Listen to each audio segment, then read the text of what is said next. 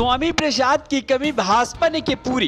केशव प्रसाद के बाद सूबे का बड़ा मौर्य चेहरा। पछता रहे होंगे स्वामी प्रसाद मौर्य। बेतुके बयान देने के लिए गए थे सपा में, फिर हो गए अकेले। क्या भाजपा यूपी में तलाश रही मौर्य समाज का बड़ा चेहरा? कई मीटिंग से नजारा दिख रहे हैं केशव प्रसाद मौर्य। नमस्कार, मेरा नाम संजय पांडे है और आप देख रहे हैं अनादि टीवी। उत्तर प्रदेश की विधानसभा परिषद की सीट पर बीजेपी ने पूर्व विधायक बहरन लाल मौर्य को उम्मीदवार बनाया था। यह सीट स्वामी प्रसाद मौर्य के इस्तीफा देने के चलते खाली हुई थी। वहीं सपा ने अपना उम्मीदवार नहीं उतारा था, जिसके बाद बहरन लाल मौर्य निर्विरोध एमएलसी का चुनाव जीत गए थे। बता दें कि बहरन लाल मौर्य बीजेपी के पुराने नेता हैं। बरेली की भोजीपुरा विधानसभा सीट से 2 बार वो विधायक रह चुके हैं। बहरन लाल मौर्य पहली बार साल 1996 में विधायक बने और दूसरी बार साल 2017 में भोजीपुरा से वो दोबारा विधायक बने। वहीं 1997 में राजस्व राज्य मंत्री भी रहे। साल 2022 में बीजेपी ने उन्हें फिर से उम्मीदवार बनाया था, लेकिन वह चुनाव हार गए थे। सपा के सहजिल इस्लाम ने उन्हें भोजीपुरा से परास्त किया था। ऐसे में स्वामी प्रसाद मौर्य के इस्तीफे से खाली हुई विधानसभा परिषद की सीट पर बीजेपी ने बहरन लाल मौर्य को एमएलसी बनाकर आगामी चुनाव के सियासी समीकरण को साधने का दांव चला है।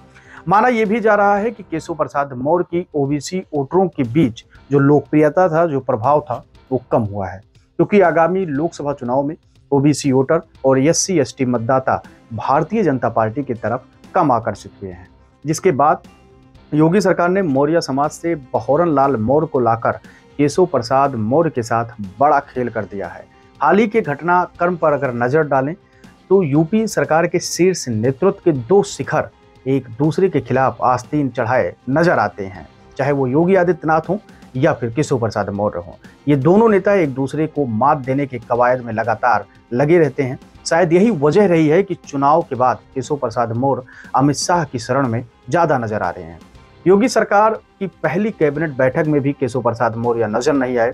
दूसरी तरफ लोगों का मानना है कि केशव प्रसाद मौर्य और बीजेपी के कुछ नेताओं के बीच सब कुछ सही नहीं चल रहा है। इसीलिए योगी सरकार हुई लोकसभा चुनाव में मिली असफलता को उपचुनाव और 27 के विधानसभा चुनाव में दोहराना नहीं चाहती है।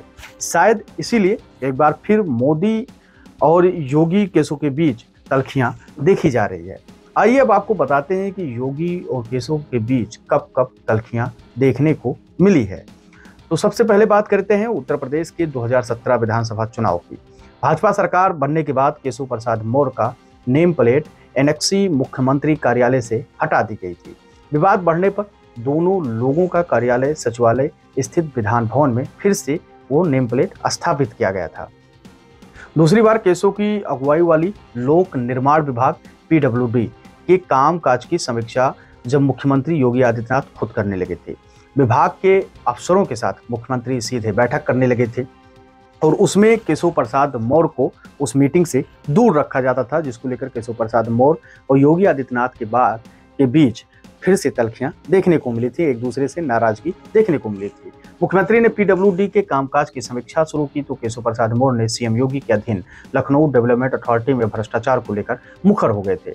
उन्होंने इसके लिए मुख्यमंत्री को पत्र लिखकर जांच की मांग भी शुरू कर दी थी। उस समय योगी आदित्यनाथ पर तीसरी बार जब तल्खियां देखने को मिली तो योगी आदित्यनाथ पर दर्ज मुकदमे को लेकर कहा जाता है कि जब योगी आदित्यनाथ के ऊपर जो मुकदमे दर्ज थे वो आसानी से वापस हो गए थे जब वो मुख्यमंत्री बने थे।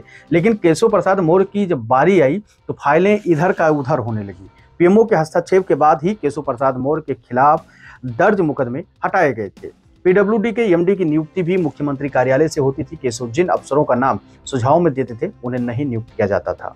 पीडब्ल्यूडी निर्माण संबंधित जारी किए जा रहे बजट में मुख्यमंत्री कार्यालय के द्वारा बीते 4-5 सालों में कई बार फाइलें वापस कर दी गई हैं, जिसको लेकर केशव प्रसाद मौर्य और मुख्यमंत्री कार्यालय में कई बार हंगामा भी हुआ है।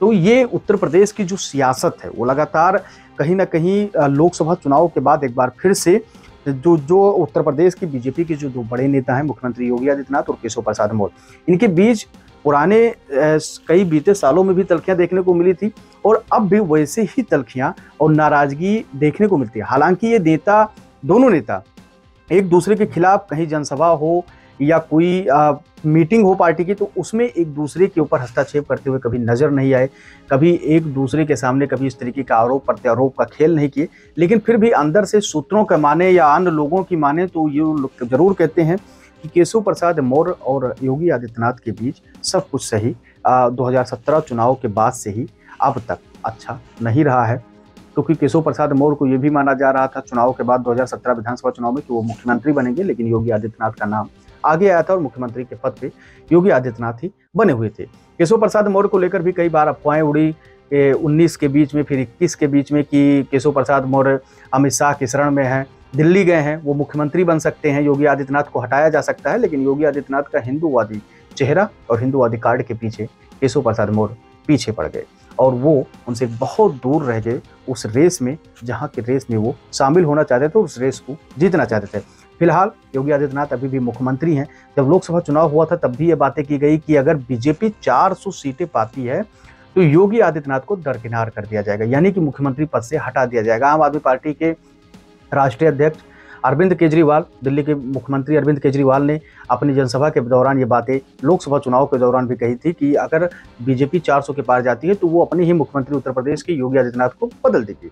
लेकिन ऐसा कुछ हुआ नहीं और फिलहाल अभी भी मुख्यमंत्री योगी आदित्यनाथ बने हुए हैं। लेकिन मुख्यमंत्री बने रहने के पीछे भी बहुत सारे कारण लोग बताते हैं। लोग कहते हैं कि बहुत जल्द उत्तर प्रदेश का कोई जो सीएम चेहरा है वो बदला जा सकता है और जो स्थिति है वो लोग चल रहे हैं। फिलहाल योगी जी अपने कार्यकाल में लगे हुए हैं, मेहनतपूर्वक ईमानदारी पूर्वक अपना कार्यकाल पूरा करने वाले हैं और लगातार वो इस कोशिश में रहते हैं कि पार्टी के अंदर जो गतिरोध है उसको खत्म किया जाए और सब मिलकर उत्तर प्रदेश के विकास की दिशा और दशा को आगे बढ़ाया जाए। वैसे आपको क्या लगता है कि क्या वास्तव में योगी आदित्यनाथ और केशव प्रसाद मौर्य के बीच सब कुछ अच्छा नहीं चल रहा है या फिर सब कुछ अच्छा चल रहा है और ये सब बातें महज एक अफवाह है? आप अपनी राय हमारे कमेंट सेक्शन में दे सकते हैं। धन्यवाद।